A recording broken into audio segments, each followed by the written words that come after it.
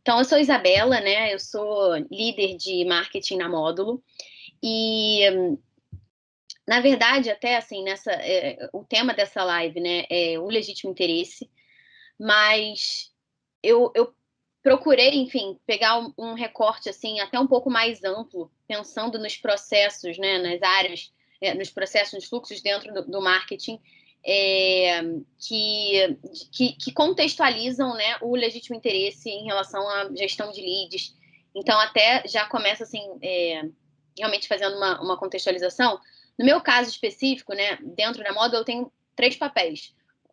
O da área de marketing mesmo, enfim, de entender a LGPD como o nosso produto, né? Como o nosso produto da Módula ajuda na adequação à LGPD. A adequação da Módulo à LGPD, né? Da empresa Módulo estar adequada à LGPD e também atuando nos clientes, né? Dentro do time de projeto, apoiando os consultores, fazendo entrevistas específicas nos nossos clientes na área de marketing para entender com mais profundidade como é que se dão esses processos e esses fluxos que acabam sendo tem muitas semelhanças e também tem muitas coisas em comum.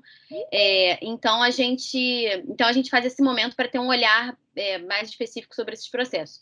Então, assim, um pouco pela mistura dessas três visões, né, em relação à LGPD, que eu pensei em ampliar um pouco essa visão, dar meio que um zoom out, assim, em relação ao legítimo interesse, para a gente, na verdade, falar um pouco de gestão de bases, né, gestão de leads como um todo, porque aqui nesse caso, né, a adequação à LGPD, na verdade, ela exige que as empresas, né, que o marketing das empresas, né, que faz essa gestão de leads, adote processos de fluxos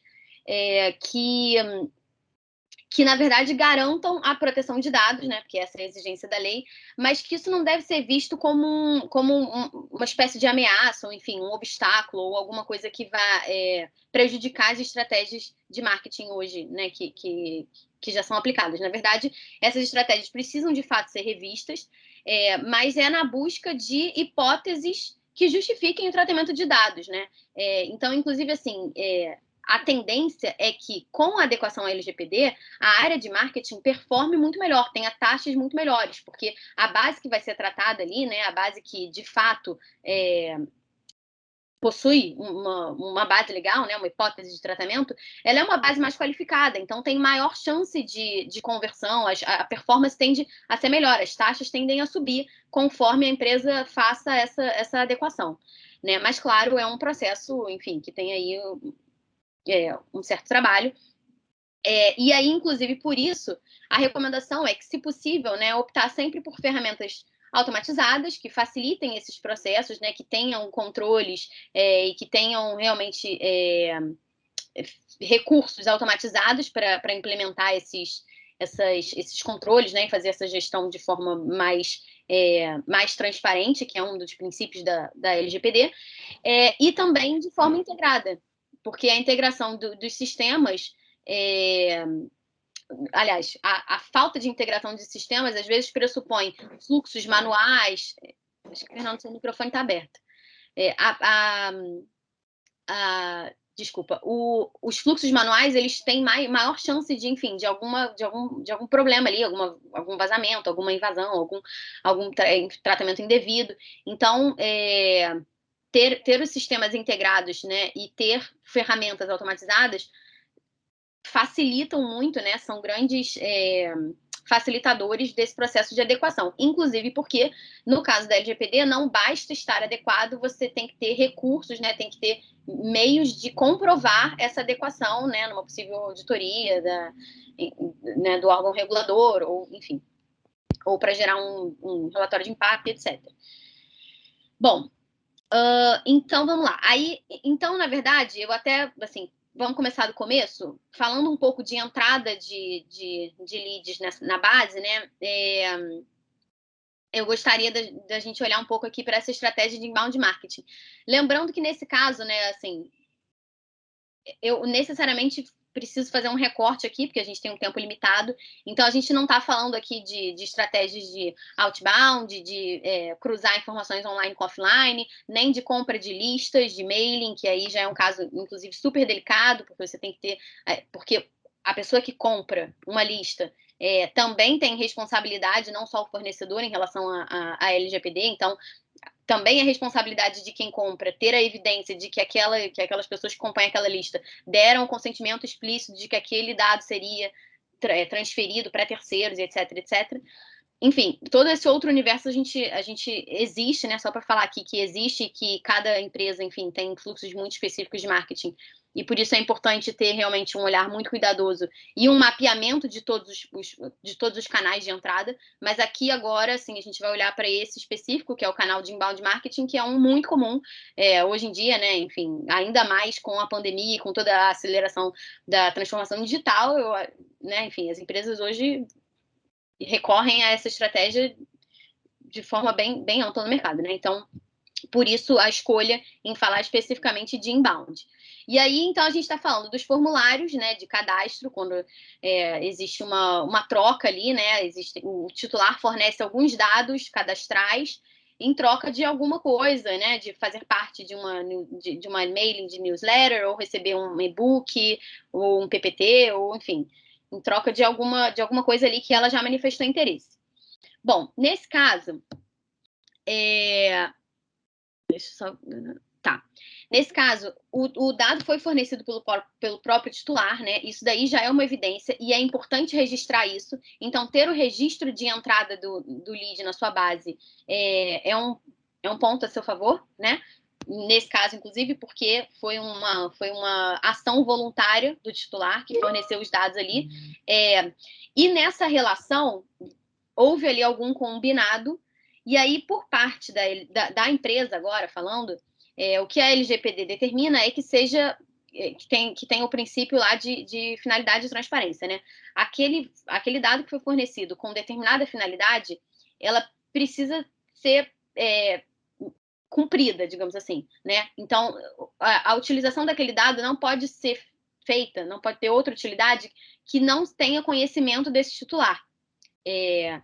Então, se a empresa coletou um dado com determinado propósito e deseja fazer uma outra utilização, que não aquela que havia sido combinada no momento que o titular forneceu o dado, então, aí, nesse caso, ela precisa fazer uma solicitação desse titular, ver se ele concorda, se ele der o consentimento explícito, aí tudo bem, aí você ampliou a autorização daquele lead, né, em outras atividades além daquela inicial. Senão, você tem que se ater àquilo que havia sido ali isso daí serve para alinhar a expectativa do lead que forneceu os dados dele com a empresa que, enfim, vai cumprir ali alguma atividade combinada. Ainda nessa linha, o próprio formulário já também precisa, né? Já também é recomendado que seja feita uma revisão desse formulário, né? De quais são os campos que hoje são coletados. Primeiro de tudo, assim, independente de LGPD, um formulário gigantesco tende a ter uma performance menor. Então, até mesmo para que o seu formulário tenha uma melhor performance, é uma boa prática que sejam revisados e que já seja um formulário realmente enxuto, com o mínimo possível de informações coletadas. Mas, além disso, quanto mais dados são coletados, maior é o desafio, né, de segurança desses dados, enfim, e de tratamento, e de depois, maior é a sua base para depois você justificar ali essa base, né? Encontrar hipóteses de tratamento de dados para essa base gigantesca com muitas informações que muitas vezes não são utilizadas. Antigamente, o drive do marketing era coletar o máximo possível de informações para a gente chegar no perfil da pessoa ideal e tudo mais, com milhões de informações relacionadas àquela pessoa, que, na verdade, várias vezes não eram nem úteis, de fato, ou não eram realmente utilizadas, ou não geravam segmentações que, de fato, eram relevantes. Então, esse mindset mudou, e agora, de fato, deve ser feita essa revisão, minimizar realmente a coleta de dados aqui nesse começo, né? Coletar menos informações, realmente só o que foi essencial, e, inclusive, conforme esse lead vá amadurecendo no seu funil, né? No funil de nutrição, geralmente é uma régua de conteúdo ou de interações, de atividades que são propostas ali para esse lead. Conforme ele vai interagindo, ele vai dando novos passos, né, digamos assim, vai avançando nesse funil e vai ficando um lead mais quente, mais propenso a, de fato, realizar uma compra. A recomendação se você precisa de muitos dados, de fato, desse lead, vai coletando ao longo do caminho, Não precisa coletar tudo no primeiro momento. Ah, ele só pediu ali o e-book, então pede só o nome e e-mail empresa. Aí não, agora ele quer marcar uma demonstração, uma reunião exclusiva. Ah, então tá, pergunta qual é o cargo, pergunta não sei o quê. Enfim, você vai, né? Óbvio, cada empresa é muito específica, esse exemplo que eu tô dando é uma coisa absolutamente genérica, mas assim, a estratégia é, se existem muitos dados que de fato precisam ser coletados, esses dados podem ser coletados ao longo do processo de amadurecimento desse lead? Se sim, é o ideal, até porque senão você coleta um monte de dado ali lá no início de um cara que não tem perfil, depois não vai realizar uma compra, e você ficou com aquela informação lá no seu banco de dados, aumentando o seu número de informação, né? O seu volume de informação à toa. Bom, e aí também a recomendação é que seja incluído nesse formulário um botãozinho para que esse lead possa dar o consentimento de forma mais ampla, né? Por exemplo, para envios de comunicação dessa empresa, ou, enfim, fazer parte de uma newsletter, qualquer coisa assim. Esse consentimento ele tem que ser claro, né? O princípio aí de transparência da LGPD. A pessoa não pode dar consentimento de uma coisa que ela não sabe exatamente o que ela está querendo. Então, assim, precisa ter uma descrição clara nesse checkbox de qual é o consentimento que está sendo dado ali, para quê. E uma vez, assim, a recomendação é que haja esse botão, ele não pode ser obrigatório, não pode ser uma condição obrigatória para enviar o formulário, mas tomara que a pessoa marque essa opção, porque aí, assim, até entrando agora mais profundamente na base legal, né, nas hipóteses de tratamento de dado, e aí mudei até aqui já para e-mail marketing, que a gente vai começar a falar agora, de fato, né, das ações de impacto a essa base. A melhor base, digamos assim, a base filé mignon, tá? Da empresa. Então, a melhor base que tem é a base do consentimento. E aí, inclusive, reforçando aí o que o Dr. Gilberto também já tinha falado lá, né? A prioridade pela hipótese de tratamento por consentimento para envio de e-mail marketing. Porque essa é a melhor base, porque você tem um consentimento explícito do titular que ele deseja ser impactado e receber suas comunicações. Então, a evidência já está ali clara, né, fornecida pelo próprio titular. Então, esse é o melhor dos mundos. Por isso que essa é a melhor base. Mas isso não significa que a sua base legada, né, ou seja, a base que você já tinha antes da LGPD entrar em vigor, que ela agora vai ter que ir para o lixo, você vai ter que começar todo o trabalho do zero. Não, isso não é verdade. Porque o consentimento não é a única, aliás, hipótese de tratamento de dados. Ela é a melhor. Então, de fato, vale a pena impactar a sua base para, de algumas maneiras, né? Enfim, fazer uma campanha específica para isso, botar nos formulários. Então, tentar sempre converter a sua base para que ela faça parte desse recorte filé mignon, que é a base que deu consentimento. Mas, como eu falei, né? Enfim, a gente já tinha uma base, já tinha um mailing antes da lei entrar em vigor, e agora como é que a gente olha para essa base, além, é claro, da tentativa sempre, sempre não, né? Mas assim, traçar uma estratégia para converter essa base em consentimento, que outro olhar cuidadoso a gente tem que ter para essa base. E aí, por que cuidadoso? Porque quando, nesse caso, a gente recorre ao legítimo interesse, como o doutor Gilberto também já explicou muito melhor, né? Mas é um critério subjetivo e que a gente vai ter que defender, enfim, com testes de proporcionalidade e tudo mais, e vai ter que ter evidências de, numa possível auditoria, como é que a gente justifica aí esse legítimo interesse.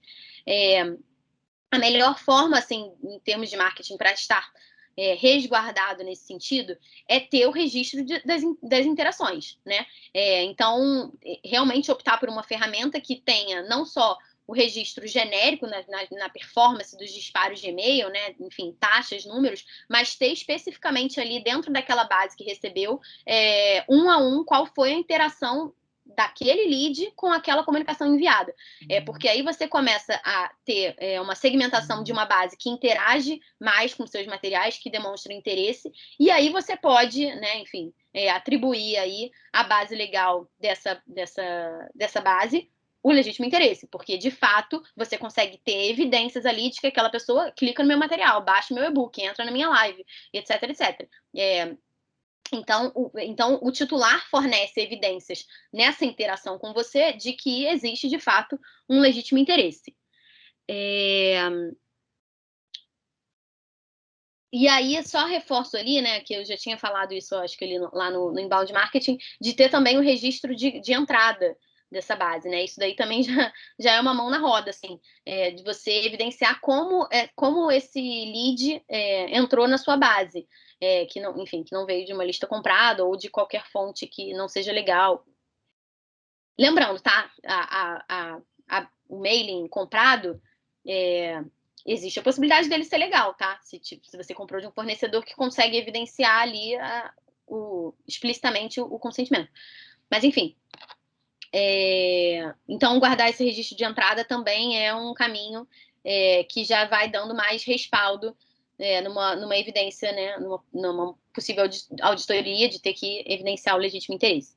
Bom, e na verdade também existem outras possibilidades de base legal, então a contratual, que é que você está cumprindo uma cláusula de contrato ali, né? E aí a gente está falando especificamente de cliente, ou seja, de alguém pós-contrato que tinha uma cláusula contratual para tratamento de dados. Obrigação legal, dependendo da empresa, de fato, tem uma questão de cumprimento de lei que exige tratamento de determinados dados, processo judicial, enfim, são 10 hipóteses de tratamento de dados. Geralmente, o recorte que se faz mais são nesses 3, que é consentimento, legítimo interesse e contratual, que também acaba sendo bem comum.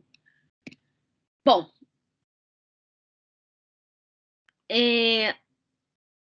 tá. Aí agora aqui falando de pós-contrato, né? De CRM, enfim, de funil ali de venda.